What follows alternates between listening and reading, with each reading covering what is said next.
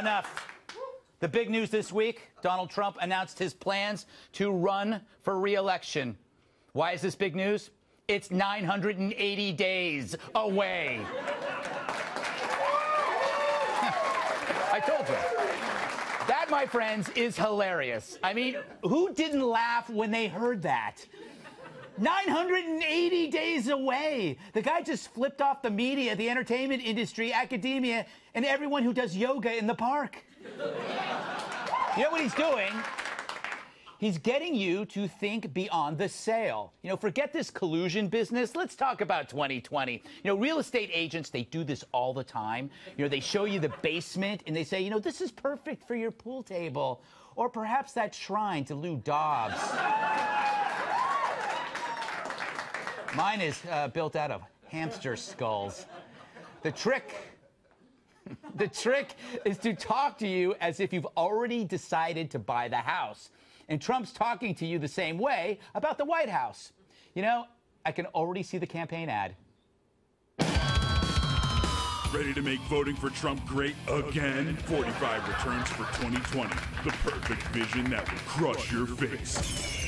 It's the resurrection of the last election with a jacked-up agenda, including doubling the height of the wall, establishing the extreme Supreme Court, all decisions made while skydiving, and funding the all-new Department of Time Travel, featuring SEAL Team Rex. Plus, rallies on every corner with fireworks, face painting, and fights. And the best part, everyone with a pool gets a free shark. And to all you delegates out there, the first one on board becomes ambassador to Jupiter. So vote Trump 2020, the perfect vision that will crush your face. Pretty powerful stuff. So how will the Democrats respond? Is it going to be Oprah? Is it going to be Liz, Kamala, Bernie? Or is it going to be someone surprising, an unknown who shows up at the last minute to save the day? Tired of America always winning and need a timeout from all this testosterone? Then meet Reginald von Clutterberg. He's young, educated, and does a lot of cardio at the gym. And he knows what Americans want, like more kale, more man bags, more man buns, and a really quiet place nearby where you can work on your screenplay about your 6 months abroad. Unlike other candidates, Reginald von Clutterberg will make the most of his executive time by crying into a pillow. So vote Reginald von Clutterberg for president, but only if you want to. If not, no worries. It's your vote, your choice, and it's totally cool either way. Yes, Reginald. He has moxie. I'd keep an eye on him. Now, some of you might think that announcing now is too soon. I say not soon enough. I was mad that Trump didn't announce he was running for re-election when he announced he was running for election. Saves time. Which leads me to a bigger point. Remember last week when Trump said this? What happens is you fight so hard to win the presidency. You fight, fight, fight. And now only 2 years, that's a very short period. And by the time you start campaigning, it's a year. And now you got to go and fight again. It makes me laugh. Okay. What he's saying is if you're a politician, all you're really doing is trying to remain one. At least he's upfront about it, telling us that no matter what the media says, we're pretty much stuck with him for now. And it's not like the media's upset. Imagine if Trump loses. How boring will that be? At least he makes the press work for a living, unlike President Obama, who recently said his White House was scandal-free. We didn't have a scandal that embarrassed us. I know that seems like a low bar. Generally speaking, you didn't hear about a lot of drama inside our White House. True. No, it's true. You didn't hear a lot of scuttlebutt, but that's because a reporter would have been ostracized by her peers. If the White House were a bowl of soup, the press was its ladle, and the spooning never stopped. That is a mixed metaphor. It's a terrible metaphor. A terrible metaphor. So now you got the press chasing down every hot morsel, and let's be honest, there are a lot of them because Trump's White House is the most transparent thing since Brian Stelter's hair. All right, I think we have a flash poll. You know, ever since we ran Reginald von Clutterberg's ad, his popularity is skyrocketing. Let's take a look at the numbers right now. It's only been a few minutes. We have undecideds. We have undecided to 2%. Oprah and Liz are tied at 0. Von Clutterberg is at 98%. That's a testament to the power of this show. But still, let's face it, Trump is no walk in the park unless that park is full of pit bulls. He's a one-man wrecking crew. Every day he does something that shocks or angers or makes you laugh. Sometimes I think he says stuff just to say stuff. But, you know, he's still likable because the people who hate him so irrationally are so irritating. And the emotional outbursts he causes among them makes him kind of appealing. Every time an actor weeps over Trump's behavior, I like him a little bit more. That's why I can't wait for the Oscars. Period. Fun. Let's welcome tonight's guest. He's so sharp that people scream ouch when he enters the room. Fox News radio host Tom Shillue.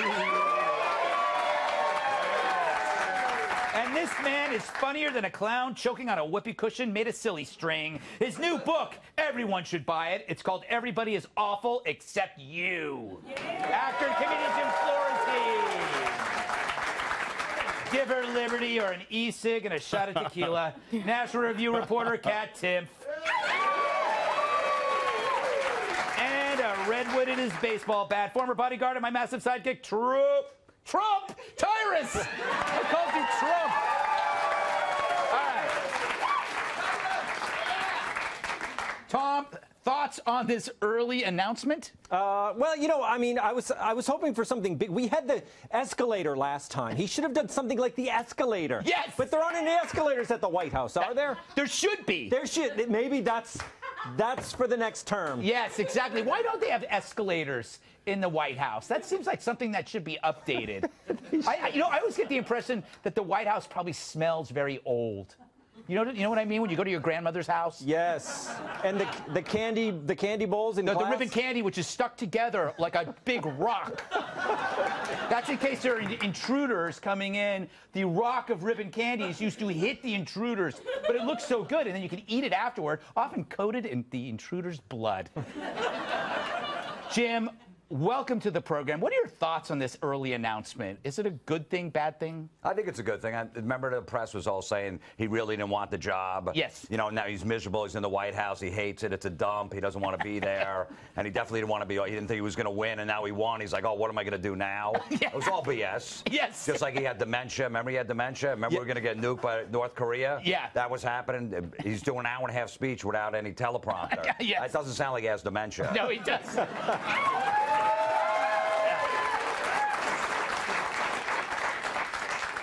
You know, it's kind of interesting, Kat. It's like, this is exactly what he would be doing. The people treat this as something new, but this is part of the whole plan of Trump. Yeah, I'm running. I'm not going anywhere. It's also part of the plan of most people who are the president once. Yes. They generally do run again. No, but not this early. This is like, was it President Obama announced like 500 days in, before? Right. 480. He must have just had a really good day. Yeah. Like in his personal life. And I don't know exactly what that means. Yeah. But I'd be interested to know what series of events. And you know what? Right now's the day. Mm-hmm. I don't know, Tyrus. What do you make of this? Do you think it's? Do you think he was trying to deflect away from certain issues by getting, like, thinking beyond the sale? Like, don't think about what the scandals are? No. I think I've been here before. Yes. Him and the media, they kind of have a really rough, codependent relationship. That is true.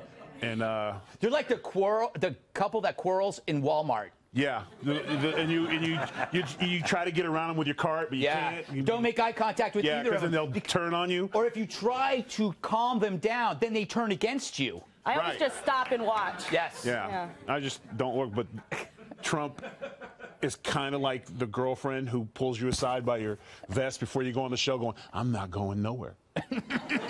We're together forever. And I feel like the media thought they had some momentum. You know, we got some new stuff, and Kushner's in trouble, and the Hope Hicks thing, and oh, he's in trouble now. Everyone's leaving. Mm-hmm. He's done. He's like, yeah, you know what? I think I'm going to let you guys know I'll be back in 2020 as well. So he kind of just let him know whatever you got. I do this whenever I'm in trouble with my wife. If it's like I always come up with something else, like, oh, wait a minute, we should think of a place to go on our anniversary. Like, we should go to the Bahamas. And that hoping, I'm trying to get her to think beyond throwing me out. Yes. Like the fabulous prizes. If you stick with me now, you won this vacation. Yeah. So it buys you a few more months in the house. It buys you, right? Yes. The adversity's coming out in 4 months. Like, all right, I got at least 4 months to look for a new place. Exactly.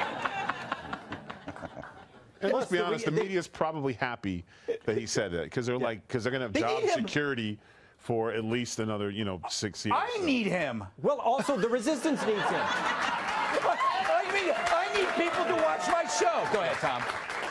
The resistance needs him as well, and I think he knows that. The thing is now that they know he's running, they always overplay their hand. Yes. And they're going to get out. The resistance is going to be out there, and everyone. What they do is they come back at Trump, and then everyone, even people who don't like the president, they kind of look at the alternative, and they're like, no, I think I'll go with the president. You know what? You know what? A lot of applause here tonight. The one thing I hate about this upcoming election is that it's 2020, which means you're going to get a lot of slogans that have to do with vision. Like, I don't know, Bernie Sanders 2020, perfect vision for the future. Or you can't see me, Bernie. The glasses You're just going to give that away for free, Greg? I know. This is why I should be consulting instead of doing this. No, I love this show. I love this show. But it's true. 2020, you have the two little lenses. Like, when you did New Year's Eve in 2000, they had the little glasses. Yeah. 2020, you'd have little glasses for Bernie Sanders. All right, I'm going to shut up now. Too many ideas.